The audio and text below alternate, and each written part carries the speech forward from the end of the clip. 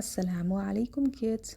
Welcome to Islamic Wisdom, where we explore the beauty of Islam together. I'm so happy you are here today.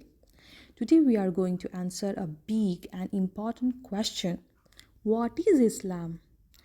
Before we start, let me ask you, have you ever wondered who made the stars, the clouds, or even you? It's Allah. Allah is the one who created everything, the sky, the trees, the animals, and us. Isn't that amazing? Islam means peace and living the way Allah wants us to. When we follow Allah's guidance, our hearts feel peaceful and happy. Islam is about being kind, helping others, and showing love to everyone around us. Can you think of one kind thing you did today? Allah gave us a very special guide called the Quran. It's full of wisdom and teaches us how to live a good life.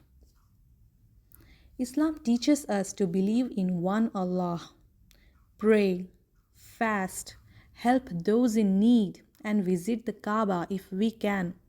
These are called the 5 pillars of Islam. Can you count on your hand? Let's think, why is it important to be kind to others and thank Allah for all the blessings we have?